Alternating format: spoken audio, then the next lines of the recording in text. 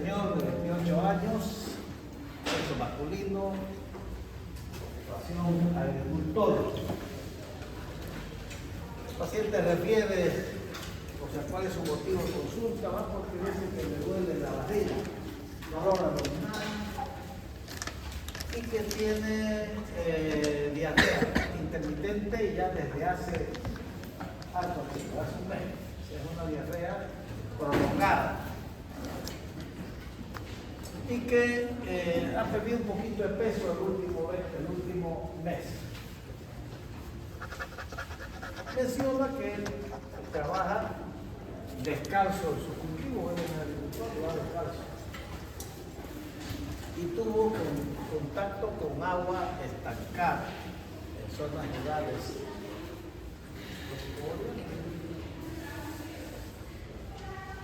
Al examen físico, pues, sus signos vitales están normales. Presión arterial, frecuencia cardíaca, están normales. Entonces, ¿qué observa uno cuando lo examina al paciente, el examen físico? Entonces, como tiene dolor abdominal, uno toca abdomen, no hay nada significativo. Blando, depresivo, un poquito de dolor a la palpación profunda, que no es significativo. Lo que sí observan es a nivel del glúteo, nalgas, lesiones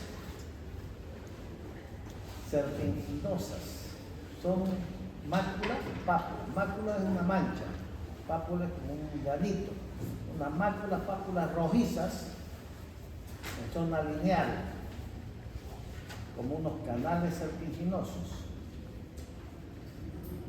Eso es lo que observa la paciente. Ya yo ahí le he agregado, no, eso debería estar en la parte de arriba del motivo de consulta o la enfermedad actual. Porque en el examen físico es lo que uno observa, lo que uno ve. Cuando yo le he agregado ahí, le pregunta uno al señor, ¿y esto? Sí, se aparece y después de 2 días desaparece y aparece en otro lado. Entonces hemos puesto ahí que desaparecen rápidamente, en 24, 48 horas dice que desaparece. Aparte de eso, dice que esos caminitos avanzan muy rápido y luego desaparece sin dejar corte. Es bueno repetir eso, el ser físico y ya uno no pregunta, es lo que observa. Uno pregunta en la enfermedad actual, ¿por qué vino? ¿De cuándo empezó? ¿Cómo es que se quita? ¿Es verde? ¿Tiene mal olor? ¿No tiene? O sea, todo uno pregunta en la enfermedad actual. En el examen físico es lo que uno ve. Yo solo he puesto porque tiene didáctico. Bueno, eso es lo que tiene el paciente, le pide un análisis al médico, un hemograma que se pide a todos los pacientes. El hemograma está normal, excepto que en el diferencial de los glóbulos blancos están los eosinófilos aumentados.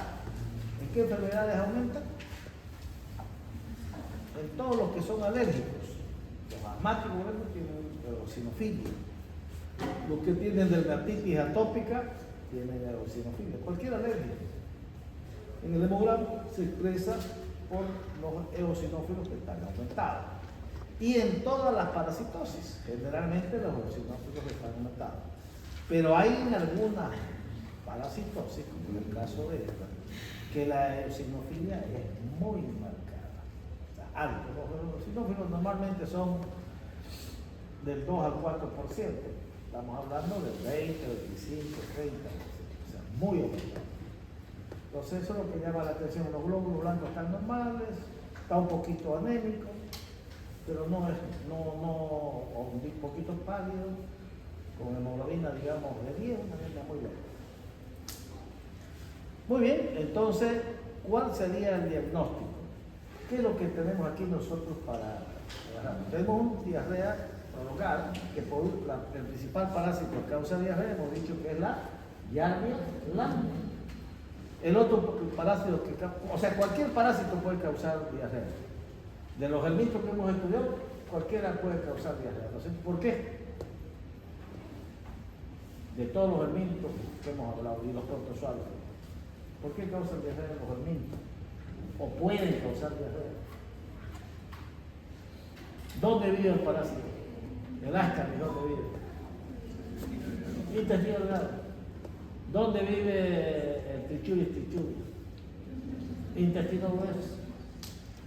¿Dónde vive la uncinaria? Si los tomo duodenal, en el caso americano, en el duodeno, entonces todos viven ahí, entonces pueden causar diarrea, digamos. Pero no es un parásito específico de este que vamos a estudiar, la diarrea. Esto lo hemos puesto por cuestiones didácticas. El principal parásito que causa diarrea en los niños es la Giardia lambda. Y en niños y adultos con sangre, el Toameba histolítica. Bueno, este paciente también, ¿por qué las ursinarias provocan diarrea? Aparte, porque viven ahí, ¿no es cierto?, en el intestino delgado, pero pueden provocar diarrea. Este parásito también vive ahí y puede provocar diarrea, pero no es el signo principal. Entonces, lo que sí llama la atención es eso que tiene la nalga, ¿no? Esas lesiones serpiginosas. Ya estudiamos cuál es el que puede provocar esos caminitos. La anterior semana estudiamos. Las ursinarias, ¿no? Vamos a decir que tiene los pies así como unos caminitos. Pero este es diferente. ¿Por qué es diferente?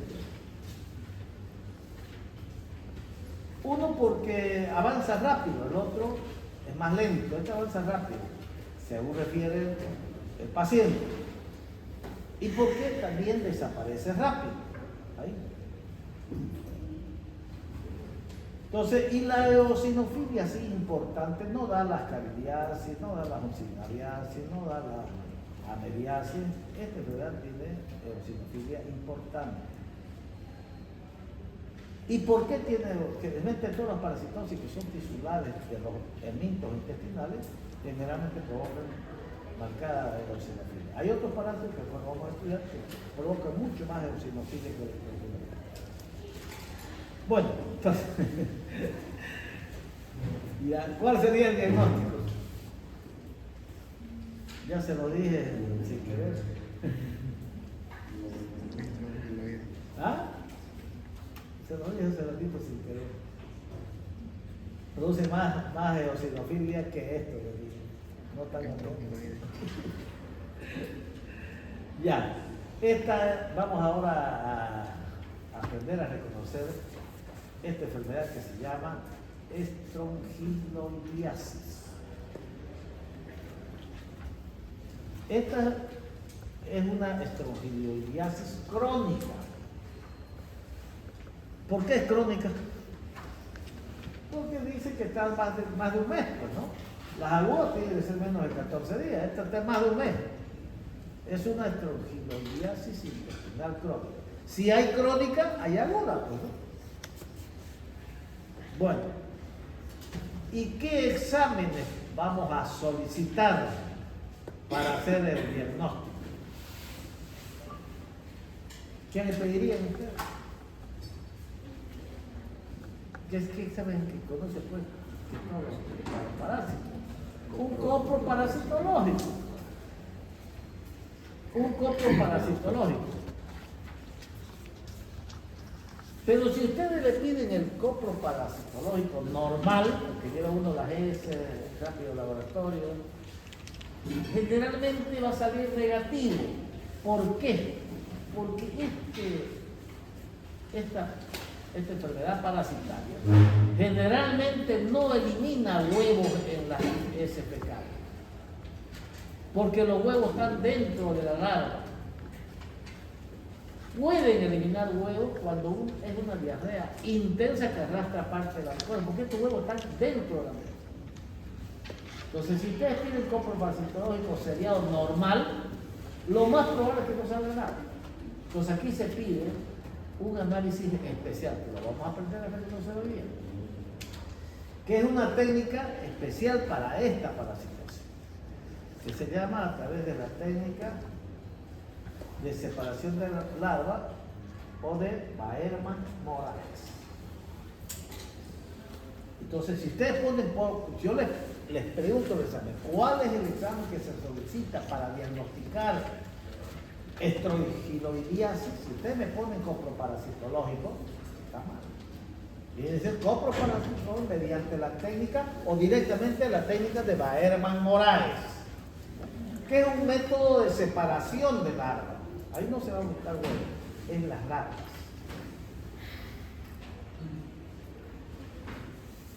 Y ya técnicas más avanzadas ahora, en estas épocas,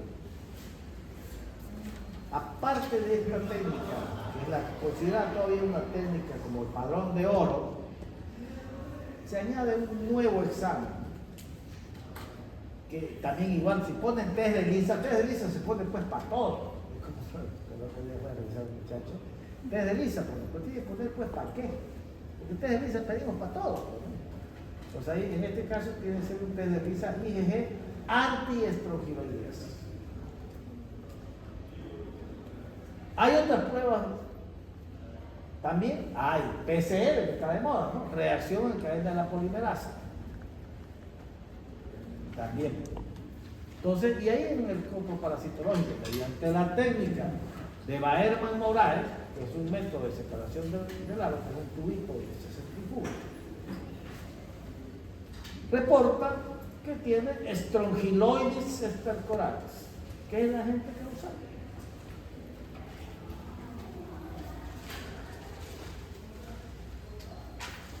¿Cuál sería el tratamiento? El tratamiento, ya también la conocen la droga, pero en especial para esta enfermedad parasitaria, para esta litiasis transmitida por el suelo, es la famosa ivermectina.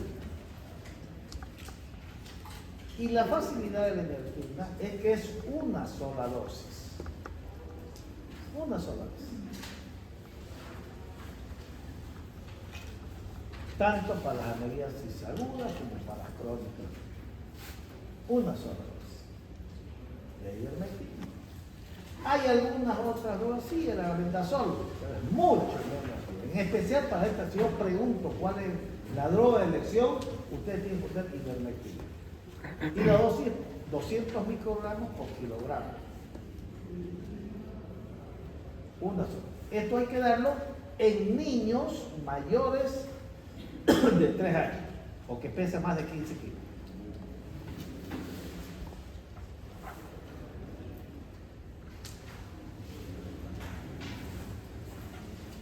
Esta enfermedad parasitaria, como todas las que hemos estado viendo en el transcurso de esta gestión, todos tienen unas características especiales. Esta es una de las que más tiene características especiales.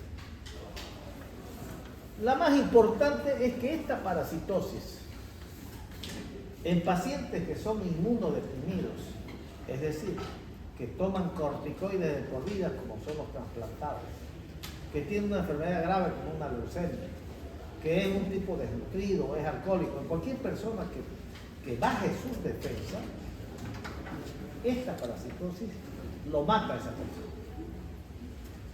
Una de las características es que el paciente inmunodeprimido se exacerba. Pero vamos respondiendo algunas preguntas que les he puesto acá. ¿Cuál es el mecanismo de transmisión de este parásito, de estrongiloides estercorales? ¿Cómo se transmite? ¿Cómo se contagia? ¿Dónde vive este parásito? En el suelo. O sea, mejor dicho, vive dentro de la mucosa del intestino, es una de las características especiales. Pero cuando se elimina, ese parásito cae al suelo. Es un geohelminto.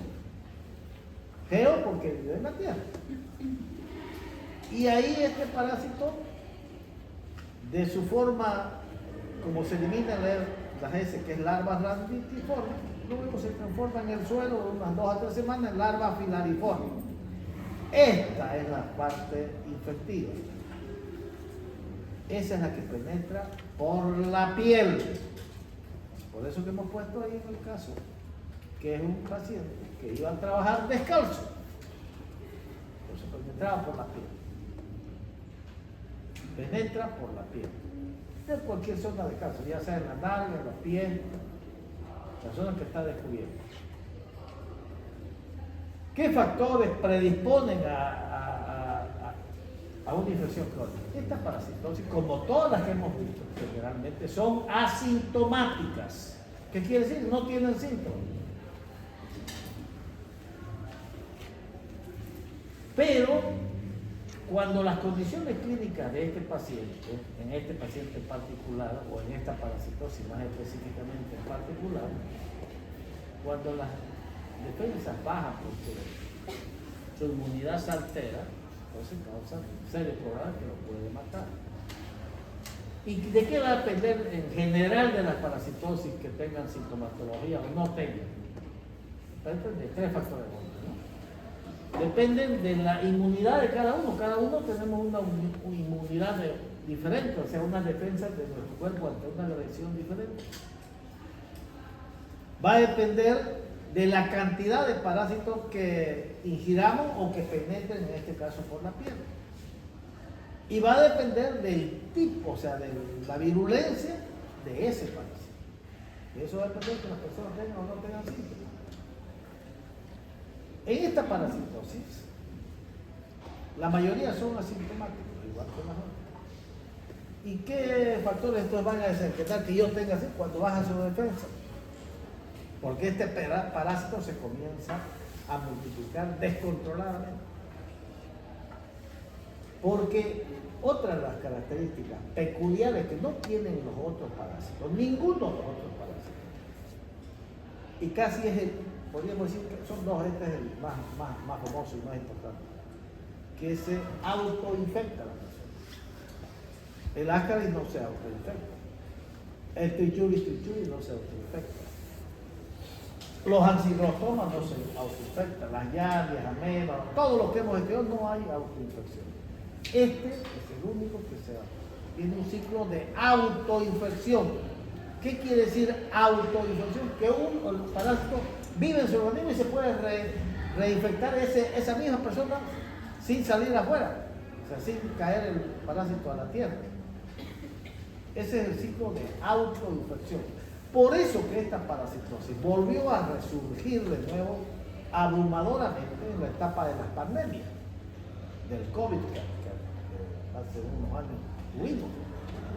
¿Por qué? Porque harta gente comenzó a tomar corticoides, porque la única droga que demostró ser efectiva en esta enfermedad en su segunda fase era la dexametasona, que es un corticoide. Entonces, cuando toman corticoides, el paciente se inmunodeprime. Entonces comenzaron a resurgir altos casos de estrofiloides que provoca una enfermedad que se llama estrofiloidiasis. Entonces, ¿qué factores predisponen a esta infección? La inmunodepresión. La inmunodepresión entonces hace estragos. Entre uno de ellos, ¿no? La inmunodepresión puede ser por diferentes motivos: desnutrición, alcoholismo, uso de corticoides, cualquier cosa que te lleve a debilitar tu defensa. ¿Y en qué pacientes es importante diagnosticar los inmunodeprimidos? Porque en eso lo va a matar. Si es una persona normal no va a pasar nada, pero si es un paciente inmunodeprimido lo mata.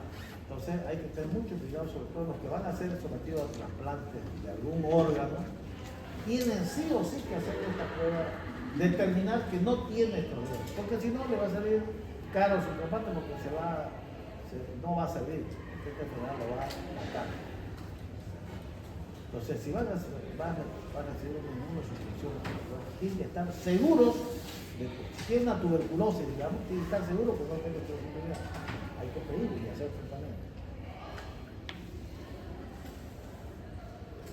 Entonces, dentro de las características, bueno, sí, vamos a hacer esta preguntita. ¿Qué es la estrofiloidiasis? Entonces, es una infección o enfermedad parasitaria, es una geohelminthiasis. Geo porque vive en la tierra, el minto porque es el minto, provocada por un nemato porque es un gusano redondo, llamado Strongyloides espermatozoides. ¿Y qué características tiene este? Es chiquitín, apenas mide 0,2 milímetros a 0,5. Es chiquitín.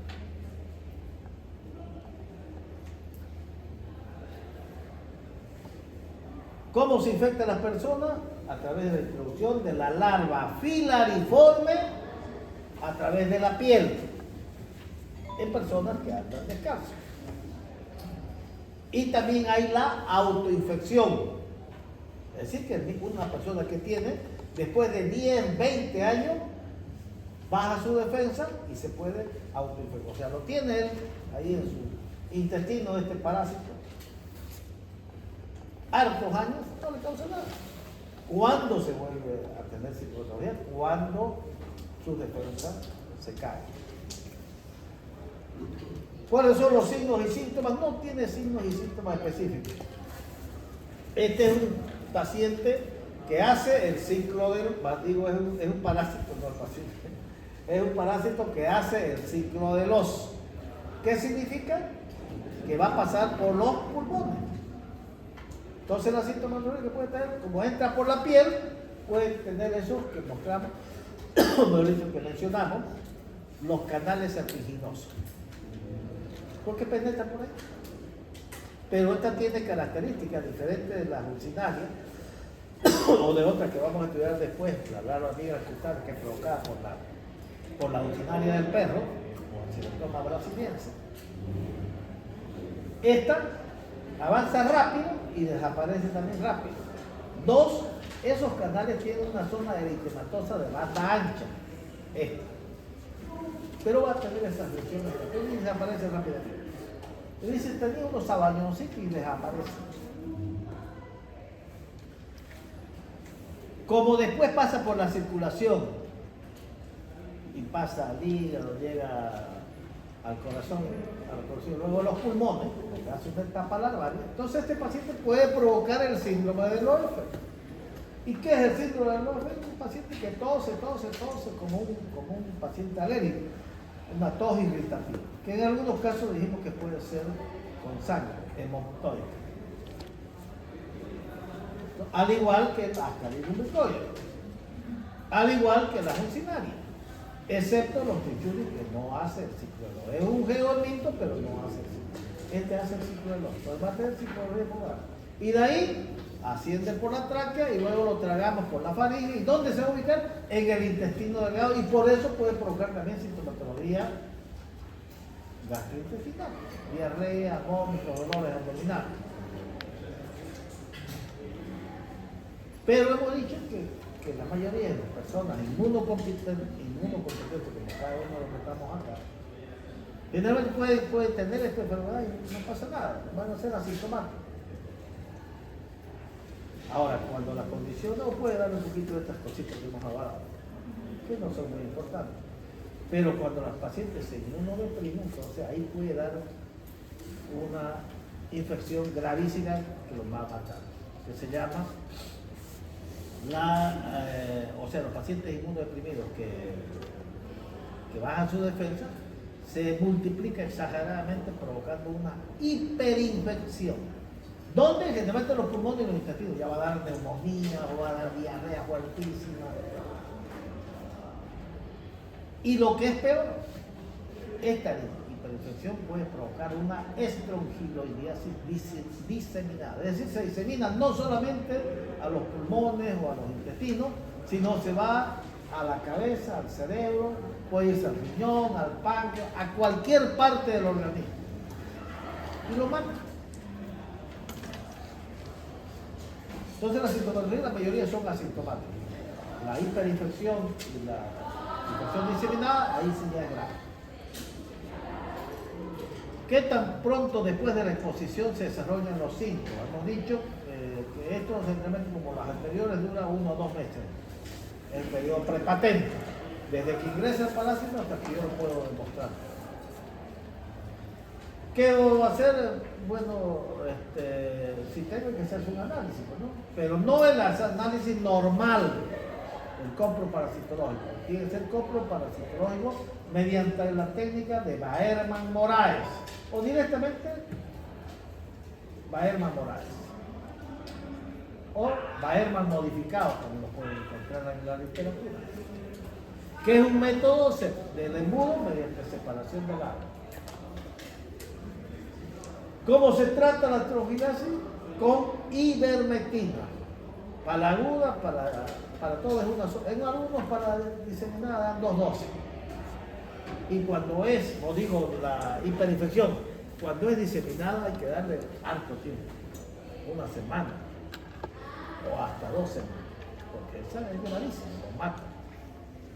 ¿Cómo puedo prevenir la estrongiloidiasis? Yo le pongo prevención específica, doble, no andar descalzo.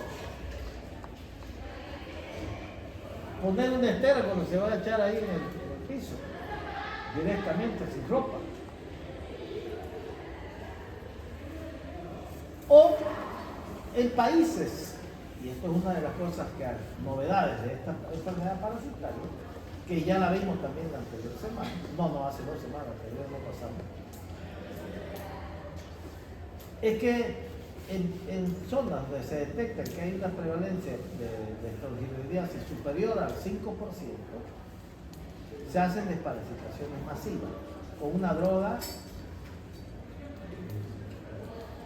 combinada que tiene albendazol más ivermectina. Ahí está justificado darle este medicamento. Ya lo aprobó. Otra de las características, esta enfermedad era desatendida por los organismos internacionales, Organización Mundial de la Salud. Es más atendida era el Ascaris, el Trichuli, la Ucinal, y esta la tenían marginada. Y desde el año 2004, bueno, desde el 2022-2023 comenzaron a hacer estudios, y desde el año 2024 la OMS ya la ha incluido en como una de las enfermedades tropicales desatendidas a la estrongiloides. Entonces ya están haciendo estudios, hay ya drogas para tratar de hacer una desparasitación masiva. Están también implementando lo mejor en las técnicas de detección de laboratorio para diagnosticar más de todo. Ya no está tan desatendida.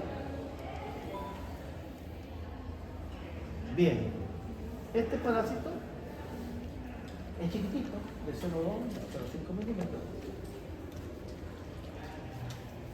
El género es Strongyloides y la especie es Entercoral. Otra característica de este parásito es que no necesita macho para reproducirse, no hay machos, son hembras. Entonces, ¿cómo se reproducen? Si yo les pregunto, mediante partenogénesis. Es decir, se autofecunda, no necesita el macho. Otra característica, hemos dicho, es que generalmente no vamos a pillar huevos. Y si pillamos, es igualito al de las Ucinales. Redondito, medio blanquecino, con una capita.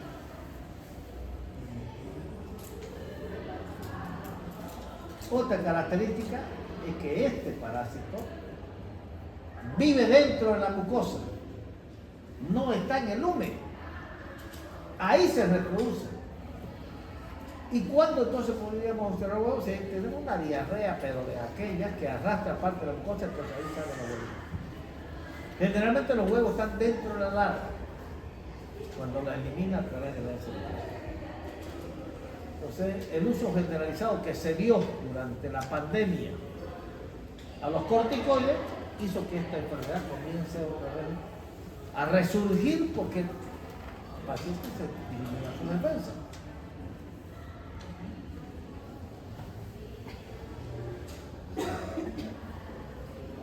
La estrongiloidiasis obviamente que es mucho menos frecuente que las calidiasis. Las calidiasis es el parásito más frecuente en todo el mundo. Es menos frecuente. Fíjense que tiene particularidades muy importantes. Puede matar. ¿Por qué mata en inmunodeprimido? Porque causa una hiperinfección o una estrongiloidiasis diseminada.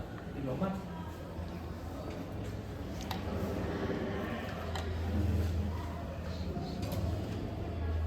Hemos dicho entonces que estas se reproducen mediante partenogénesis, no necesita el macho.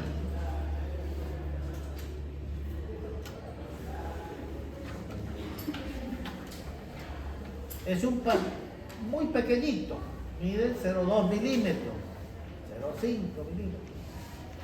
Y vive, otra característica, vive en el interior de la mucosa. Ahí vive. No sale al lumen. ¿Cuándo sale?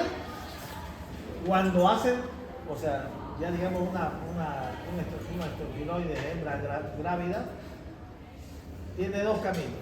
Sale y elimina con las heces o vuelve a estar ahí nomás dentro de la mucosa y es lo que va a provocar en el paciente inmunodeprimido la autoinfección.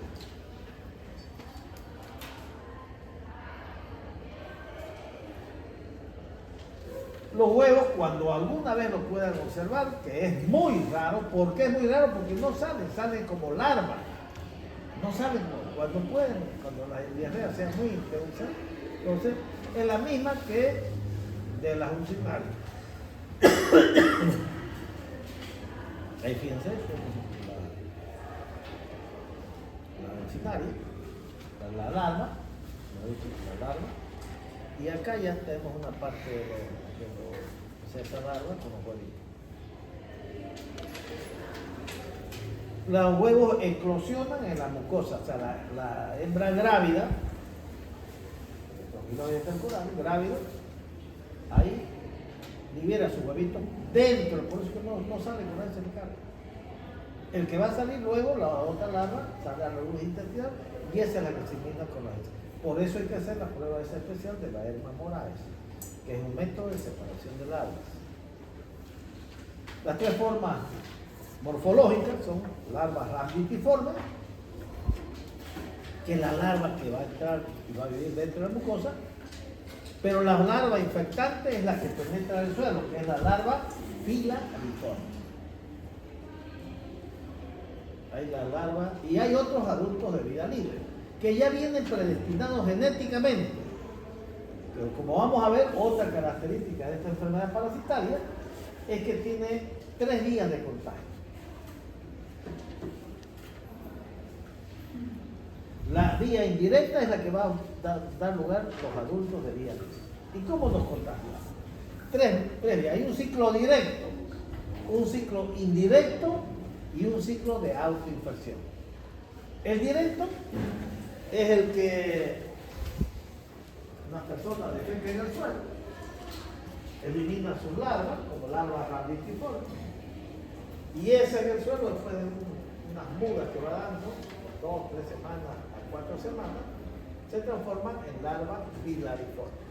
Esa es la que penetra por la piel, por la nave o por los pies, y esa por la vía sanguínea va a ir a los pulmones, a hacerse el nuevo, y luego asciende, se traga nuevamente y va a vivir en el intestino delgado dentro de la mucosa. Ese es el directo.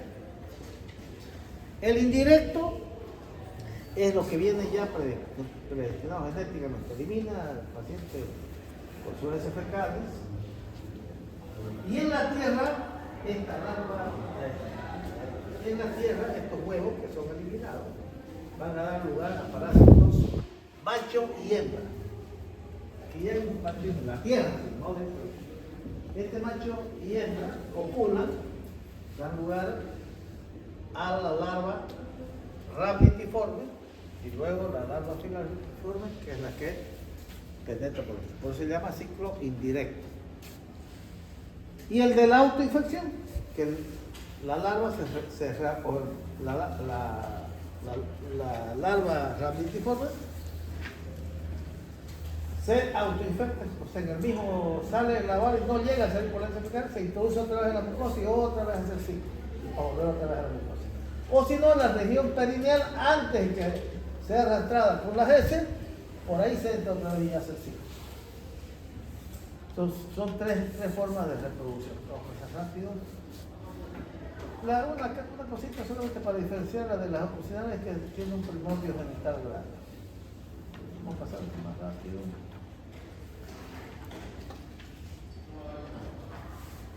Entonces, el ciclo de vida, así resumido, estos filoides tercurales, ¿cuánto tiempo va a estar en la tierra? 2, 3, 4 semanas.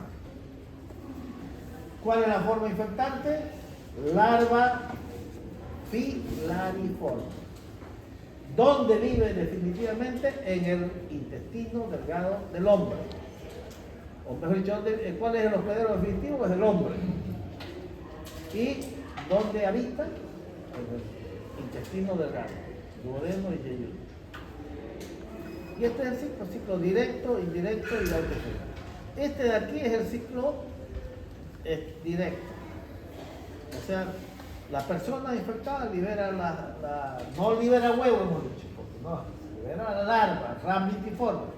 Esta larva rhamnitiforme va a estar 2, 3, 4 semanas en el suelo, es un geohelminto, y forma la larva filariforme. Esta es la que penetra. Esta larva penetra la piel. Y de ahí se va a ir por la circulación al hígado, corazón, pulmones, y ahí hace el ciclo del oso. Y luego se absorbe por la tráquea y luego se deglute o se traga por la faringe, esófago y intestino, pasa al estómago, duodeno, y ahí se penetra la mucosa y ahí vive dentro de la mucosa. Y ahí, como no necesita macho, se reproduce por parte de los ejercicios, ahí ya queda esa larva con huevitos ahí adentro. Y luego sale y es cruzada con las heces. Y en las heces podemos ver las larvas sobre unos huevos. Es raro, en caso raro, excepcional, puede salir el huevo cuando arrastra parte de la mucosa de esa persona infectada. El otro ciclo es el indirecto, que esto ya viene predestinado genéticamente, sale y en el suelo forman parásitos macho y hembra. Copulan, dan la larva rhamnitiforme, luego la larva filariforme y penetran. Y el más importante es el de la autoinfección. Es decir, ese paciente después de 10, 20 años, ya lo tiene, parece que no tiene nada. Cuando baja su defensa, puede causar el Este no sale abajo. O sea, no. En realidad, si lo hablamos así en otros términos, también no es necesariamente un geohelminto, porque puede haber autoinfección. Pero sí, para que la primera vez se infecte este paciente es pues, a través de la penetración a través de la piel, es decir, un geohelminto. Pero ya después se puede autoinfectar. Ya no pasa por la piel, sale la larva filariforme y hace de nuevo otra vez el ciclo. Por eso no hay parásitos acá en este ciclo. O sea, de autoinfección. Lo mismo, ¿no? Este es el ciclo directo. Directo porque sale la larva hasta un mes, 2, 3, 4 semanas y luego se enfila el huevo y penetra por la piel. Y ahí hace el ciclo sistémico. El indirecto ya son los huevos estos ya vienen expuestos, por eso se llama en forma no parasitaria, hacen macho hembra, copulan y ahí en la tierra liberan la larva rhamnitiforme, luego se incorpora al final uniforme, por eso se llama ciclo indirecto. Y el ciclo de la autoinfección. Vamos a pasar esto más rápido. Este es el ciclo de vida libre o ciclo indirecto.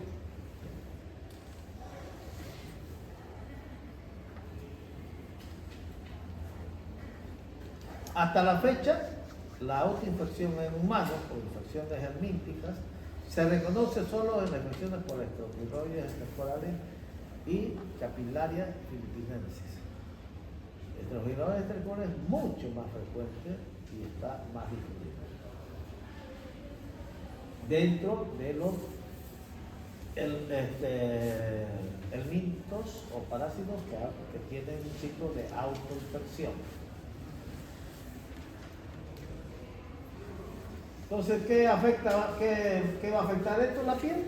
Entonces, entra por la piel, pues puede afectar los pulmones porque hace un estadio ahí, puede afectar los intestinos y provocar alteraciones intestinales. ¿Por qué hacen eosinofilia importante estos pacientes? Porque cuando entra el parásito, hay una respuesta inmunitaria del cuerpo humano y se produce bastante inmunoglobulina E. Y esto va a provocar eosinofilia. Entonces penetra por la piel.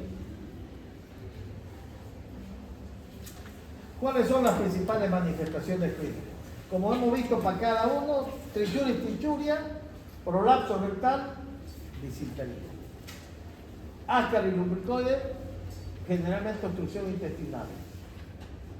Pero como hace el ciclo de alcohol, lo puede hacer el síndrome del oeste. Como pasa por el intestino, puede ser diarrea, dolores abdominales. Pero las principales suboclusión o oclusión intestinal. Uncinarias, anemia. ¿Por qué? Por doble mecanismo. Porque absorben, se alimentan de sangre y porque hacen sangrar la mucosa. Y ahora este parásito, cuando da sintomatología es grave y puede provocar una hiperinfección y una estrongiloidiasis diseminada.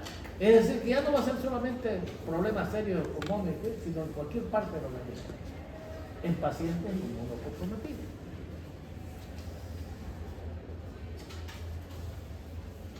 Esta entonces es la larva currens. Estos son los caminos como saballones, caminos serpiginosos. Son máculas, pápulas rojizas y tienen una zona eritematosa. ¿Qué característica? Que desaparecen rápidamente. Avanzan también rápido. Refiere la literatura que avanzan 10 centímetros por hora. Se camina. Esta también se llama larva currens, para diferenciarla de la larva migra cutánea, provocada por la uncinaria, que es la menos frecuente del humano, que es mucho más frecuente por la larva migra cutánea, por la uncinaria del perro, y la uncinaria brasiliensis. Porque estas lesiones pueden recurrir y pueden localizarse en la pared abdominal inferior, en las nalgas o en los muslos, como consecuencia de la migración larvaria a partir de las adentros. Hemos dicho que puede salir con las heces fecales y se ubica en la región perianal y ahí volver a introducirse, ahí puede hacer una reacción así.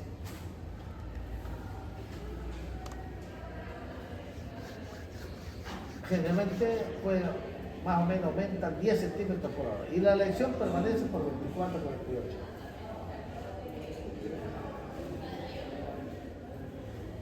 La larva currens causada por la migración intradérmica de estrongiloides intercorales se diferencia de la larva migrans cutánea provocada por el perro.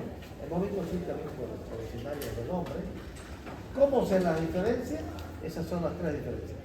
No provoca formación de costras, tiene rápida migración, aumentar 10 centímetros por hora, y generalmente la zona más afectada es la zona perianal y tiene una banda ancha de urticaria, rojiza. Esas son las diferencias entre una larva currens y la larva migra cutánea provocada por la uncinaria del perro. Las dos provocan canales serpentosos, pero esta no deja costra, avanza rápidamente y tiene una banda ancha de urticaria.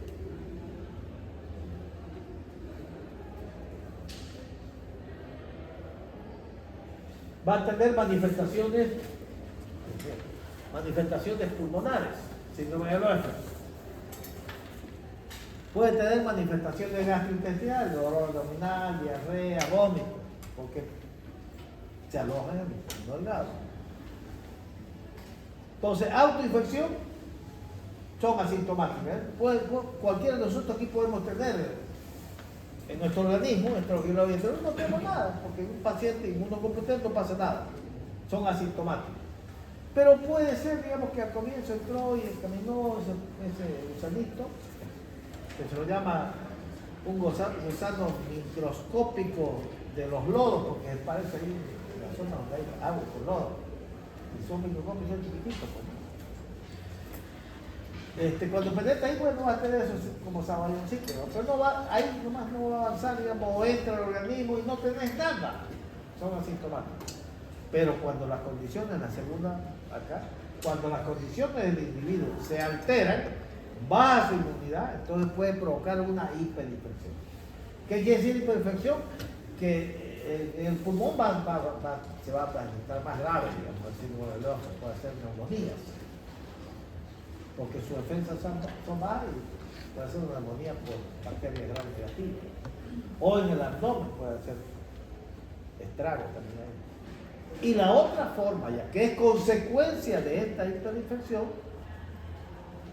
es la infección diseminada. Ya no solo va a estar en los pulmones o en los intestinos, no se va a ir al corazón, al cerebro, a los riñones, a cualquier órgano. Esa ya es diseminada, esa ya es premorte. Entonces, puede ser aguda, sí, pasa desapercibida. La crónica, la que pusimos el ejemplo, por la larva currens, que es el signo patognomónico. Buscar la larva currens.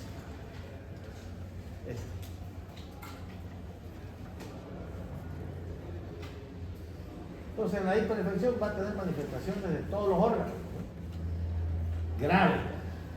Si afecta a la cabeza, va a tener convulsiones, como una meningitis, o hacen una meningitis bacteriana. Fíjate vos, de una parasitosis, porque hemos dicho que esta enfermedad parasital inmunodeprimido hace estragos. ¿Y por qué se mueren estos pacientes? Cuando tienen una estrongiloidiasis diseminada, se mueren por un shock séptico. Se pueden por neumonías a gran negativos.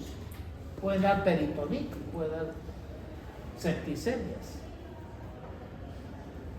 ¿En qué personas debemos investigar la estrongiloidiasis? Si vemos una eosinofilia importante, investiguen en estrongiloidiasis. ¿Qué van a pedir? ¿Coproparasitológicos seriados? No. Prueba de Baerman-Moraes o los test inmunológicos o PCR, que son los más modernos. O cuando tengas la larva currens, también ves en la larguita, investigar no solo uncinario, investigar. Para los uncinarios el examen es normal, ¿no? Coproparasitológico. Pero no vas a mirar, si es estrogiloide no va a haber huevos. Entonces pidan método de separación de larvas llamado las técnicas de Baerman-Moraes. Los métodos convencionales de pedir un parasitológico no adelantan. Simple. Pero si ese parasitológico usas mediante la técnica de Baerman modificada, allá. Ahí puede ser más posibilidad de que logres identificar el parásito. ¿Y qué hay actualmente? Los avances recientes comenzaron a aparecer las técnicas mediante las serológicas. Test de ELISA, IgG antiestrongiloide. Son mejores que la de Baerman-Moraes, en cierta parte sí. Son más sensibles. Que decir más sensibles, más posibilidad de diagnosticar. Pero tienen baja especificidad. ¿Qué quiere decir? Que puede salir positivo y ser una filariasis. Ese es el problema de las pruebas. Por eso, los avances recientes, es mejor hacer las dos pruebas, combinar una prueba de Baerman-Moraes más, como le puse al inicio, más un test de ELISA, vuelvo a repetir, un test de ELISA, pero ¿para qué? Pero usted pregunta, pero ponerlo pues. Test de ELISA, IgG anti-estrongiloidiasis. Porque test de ELISA se pide para todo. Póngale para cuál. Entonces, Baerman-Moraes, si yo le hago la clásica nomás con conservación heteroinformado, me va a salir negativo. No hay huevos. ¿Por qué no hay huevos? Si le pregunto, porque el parásito se autofecunda y están los huevos dentro de la larva o dentro de la mucosa. No salen afuera. Y ahí ese huevo dentro de la mucosa se vuelve a embarazar. No tiene macho, por parte de los y de ahí otro le sale la larva. Y comienza, ese es el ciclo de la autoinfección, constante. Estas son las mismas pruebas. Ese es el método de Baerman-Moraes, la prueba del embudo. Otra forma que me había olvidado mencionar es el cultivo. También tiene muy buena sensibilidad. Cultivo de agar, placa de agar.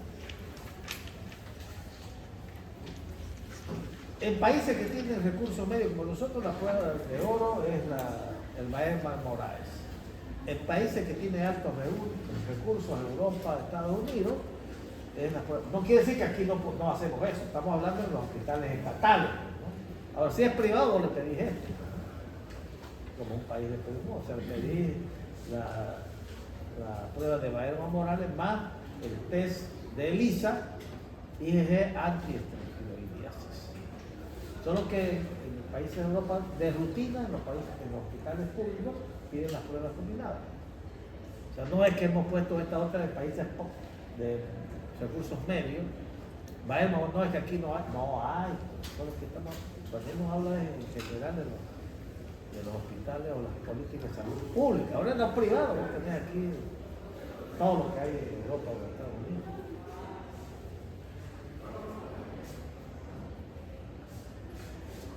Es lo mismo, entonces yo les pido para estar seguro que no tiene qué pruebas combinadas solicita para estrogloidiasis, Baerman Morales más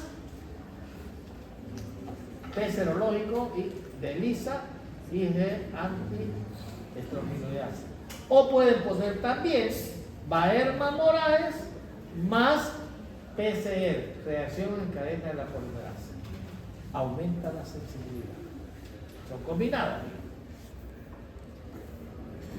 Estas pruebas serológicas, si bien tienen mejor sensibilidad, el problema es que la especificidad, es decir, falso positivo que puede salir, porque puede ser que detectó y no es una esteroidiasis, es una filariasis.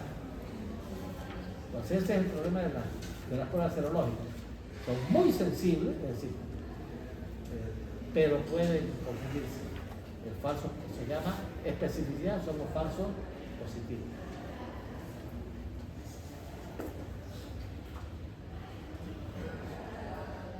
Muchas pruebas presentan reacción cruzada con otras parasitosis, esta es la serológica, la filariasis, la esquistosomiasis, incluso el ascaris. Ese es el problema de las serológicas. También puede ser difícil distinguir entre una forma aguda de crónica. Cuando es aguda, la IgM sale positiva. Cuando es crónica, la IgG, igual que en la toxoplasmosis. Diagnóstico diferencial, bueno, si tiene diarrea, yo no voy a pensar en estrogloidiasis, voy a pensar en ameliasis. Claro, cuando tiene los caminitos, eso puedo confundirme con larva migra cutánea, que pues la vamos a estudiar, que es la producida por la funcinaria de los perros, así los toma caninos, o así los toma brasilienses, o incluso por la del humano. La diferencia es que esta larva ocurre, avanza más rápido, no deja corte y tiene una zona eritematosa más amplia. El tratamiento hay que ser en forma, si vos de casualidad le pediste, porque hay un niño que salió que tiene estrogloides intercorales, pero no tiene absolutamente nada, hay que hacer tratamiento porque ese paciente va a hacer autoinfección y puede hacer una estrogloidiasis. Dicen. Entonces, en todos hay que hacer tratamiento.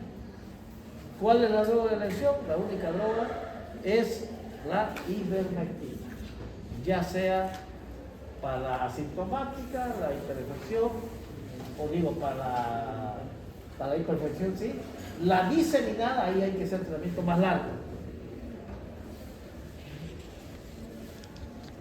También puede ser una opción de la vacunación tipo, bueno, aquí tenemos la patada y allá no hay problema. Cuando no haya, puedo utilizar la medicación.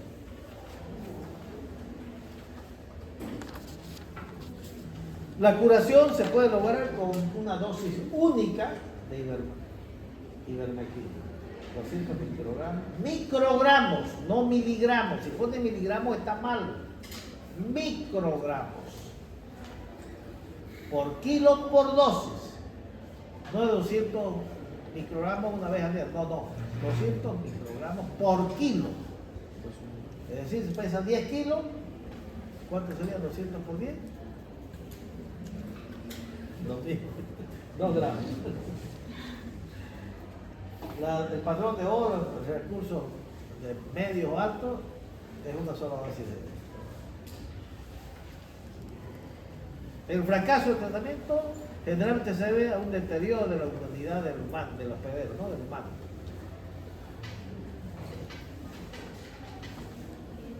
Ivermectina, fármaco de elección, y esto lo hemos visto durante el embarazo, solo si las ventajas superan a los riesgos, dale. Lo mismo en la lactancia. En los niños sí hay que darlos arriba de los 15 años, eso está protocolizado. O digo, arriba de los 3 años o arriba de los 15 kilogramos, hay que evitarlo antes. El albendazol es una droga alterna, mucho menos eficaz que la ivermectina. También cuando el paciente tiene mucho ojo y no poder, hay ivermectina por vía parenteral, poder colocarlo por vía subcutánea. Generalmente un paciente con estrogloidiasis diseminada, aparte de darle el antiparasitario, hay que darle un antibiótico. Porque como es inmunodeprimido y este hace estrago, entonces hay que darle antibióticos para bacterias gram negativas, si no se va a morir. Estamos hablando no de la estrogloidiasis asintomática, estamos hablando de la sintomática, o cuando hay hiperinfección. ¿Cómo prevenimos? Uso del calzado, poner una estera, y aparte de las condiciones habituales, pues buena higiene, buena disposición de letrinas, y evitar entrarse a las fosas, porque se llama gusano microscópico de los pantanos, donde hay lodo. Eso es lo que en 2024 la Organización Mundial de la Salud publicó la primera guía específica sobre el control de la estrogloidiasis en salud pública. Ya está tomado en cuenta porque es una parasitosis desatendida. ¿Y cuál fue en esta guía? Que usen ivermectina en lugares donde la prevalencia sea mayor al 5%. Hagan desparasitación masiva en todos los niños mayores de 5 años. Eso ya está funcionando en la guía.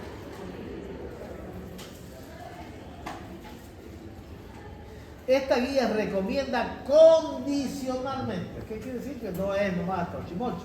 Condicionalmente cuando la prevalencia sea mayor al 5%.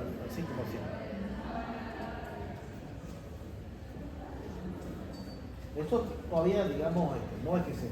En algunos países sí, experimentalmente hace, pero ya está publicado.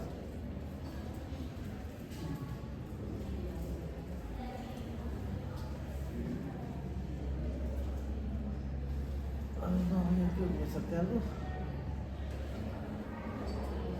No. La estrogloidiasis, otra cosa que está también ya en estudio, en fase muy avanzada, es lo que ya mencionamos la anterior semana, que es la dosis combinada, ¿no? De albendazol con ivermectina. Que en una sola tableta, venga albendazol y ivermectina, en una sola tableta. Esa es una forma de desparasitación, que ya está publicada, todavía falta un poquito más de estudio, está en fase 3, ya avanzado. Y esto que pillé una bibliografía de un estudio que había hecho un bonito trabajo que fue publicado en 2023, boliviano, lo hicieron en Cochabamba, de menos hay, el hospital Simón Patiño. Fue una belga y una española y una boliviana. Un bonito trabajo. La prevalencia en Bolivia, hicieron una revisión retrospectiva desde el año tanto 2008 hasta el 2022, que el trabajo que había presentado sobre el estrogloidiasis, y demostraron que en Bolivia hay una prevalencia del 40%, salió la Centa Médica Boliviana, que está en las páginas de revistas importantes. Fue publicado en 2023, donde decía que el 40% había de prevalencia en Bolivia, y de este 40%, o sea, el 40% estaba más en las zonas, me han dicho, la prevalencia, el 40% más estaba en zonas tropicales, ¿no? La parecida más ahí en el oriente boliviano, ¿no? Santo Cruz y Panda, y el norte de La Paz. El 40%, un 15% había en los valles, después un 9% había en el Chaco, y también hicieron este estudio también a los residentes bolivianos que vivían en Suecia y en España, para detectar la prevalencia de esta enfermedad. Aunque hay avances en investigación, esquemas prolongados de ivermectina, hemos dicho que en la diseminada hay que hacer por 14 días. Y han aparecido también en estudios nuevos fármacos para tratar esta enfermedad. La moxidectina, que es un análogo más o menos de la ivermectina, solo que esta es mejor la moxidectina porque su duración es más larga del medicamento. Todavía está en ensayo. Y la hemodexine, que ya la estudiamos para el ascaris, que es una droga de uso veterinario para los perros, ¿verdad? Hemodexina. Y ya está utilizando, está en estudios en fases avanzadas con muy buenos resultados para trichuriasis sobre todo, pero también puede ser para esto. Hay vacunas, están, ya dijimos, en proceso, unas vacunas con 3 serotipos para las oncitariasis sobre todo, que también puede ganar daño en desarrollo. Recomendaciones, hay que hacer tamizaje. ¿Qué quiere decir tamizaje? Cuando sea, ¿cuál es la prevalencia de Ascaris en la materia de parasitología grupo E? ¿Hacemos a todito o nos hacemos pruebas parasitológicas directas? Strong. Eso es un tamizaje. Todito. Entonces, hay que hacer tamizaje en pacientes cuando sean inmunocomprometidos, hay que hacer las pruebas de eso es tamizaje. Hay que hacer, recomendar hacer estas pruebas. La Strongyloides estercoralis es un helminto que se transmite a partir del suelo. ¿Es un geohelminto? Sí. ¿Hace el ciclo de los? Sí. Tiene un ciclo de vida diferente al otro, porque puede ser directo, indirecto y sobre todo autoinfección. No hay parásitos que se autoinfecten el organismo.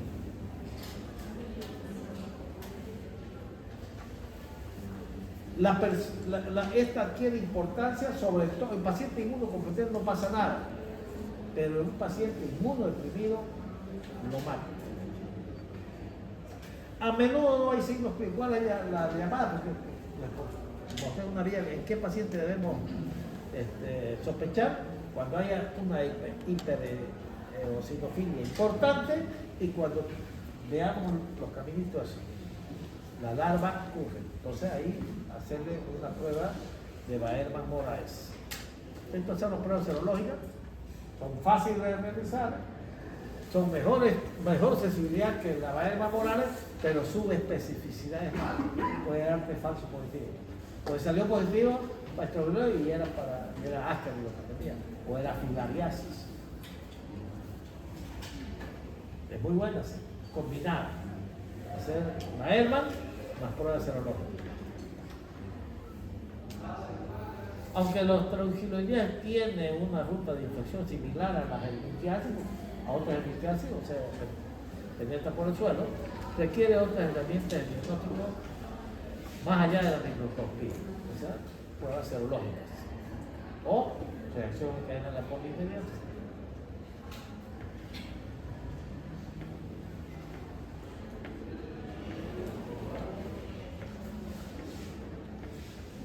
Ya el Comité de Medicamentos Esenciales, había muchas resistencias a utilizar la ivermectina, pero ya es una de las drogas consideradas por la OMS, por la Administración Masiva de Medicamentos.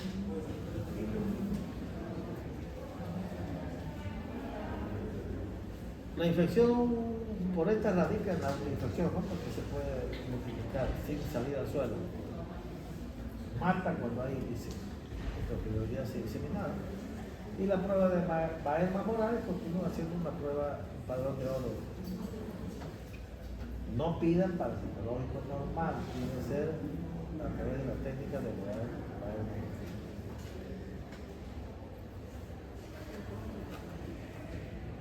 Listo. ¿Tienen alguna pregunta?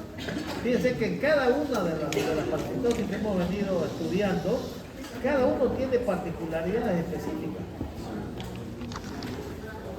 No todas son iguales. ¿Tienen alguna pregunta? Doctor, disculpe. Diga. Si usted dispusiera una pregunta, ¿cuál sería el tratamiento para una persona que ya está inmunodeprimida? ¿Una qué? Inmunodeprimida, si pusiera el tratamiento, ¿ponemos lo que sabemos o ya directamente un inmunodeprimido? A ver, la pregunta está bien de su compañero. A ver, ¿cómo decir?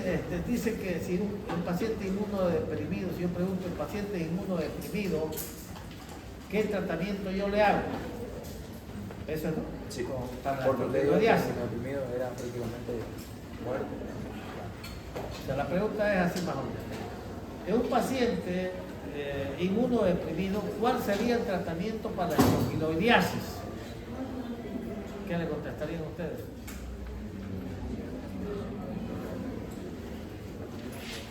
Ivermectina, una sola dosis. Hemos dicho hoy, les mostré una imagen, tratamiento de ivermectina en países de recursos altos, medio bajos, ivermectina, una dosis. Seguramente donde él quiso preguntar si un paciente tiene estrogiloidiasis diseminada, ahí ya es, hay que hacer 10 días de ivermectina. ¿Qué quiere decir diseminada? Que ya no solo va a afectar donde van, digamos, los pulmones o el intestino, sino ya va a afectar el corazón, puede hacer meningitis, puede irse al páncreas, a cualquier parte del organismo. En esa sí ya cambia un poquito, ¿no? Pero si ustedes se diagnostican y no tienen nada y le diagnosticaron que tiene esclerosis terminal, hay que hacer tratamiento. ¿Por qué? Porque si llega un momento que pueden tener algún problema y si bajan su defensa, puede matar no la enfermedad, sino la estrogiloidiasis. ¿Por qué mueren? Por shock séptico, por neumonías a gran negativo, porque se baja su defensa y está cercado. Pero está bien lo que él quiso preguntar. O sea, la droga de elección es ivermectina. Ustedes, si yo pongo tratamiento de la estrogiloidiasis, si me ponen, yo pongo así abierto, y ustedes me ponen ivermectina por 14 días, ¿está bien o está mal? ¿Está mal? Eso es para la diseminada. Para la estrogiloidiasis y para la hiperinfección es solamente en la hiperinfección. En algunos libros dicen 2 dosis. En la hiperinfección. La diseminada es la que más larga. Pero si ustedes ponen una dosis, yo les he puesto ahí una dosis. Solo que les aclaro que alguna vez en alguna literatura dice 2 dosis. Bueno, muchachos, vámonos.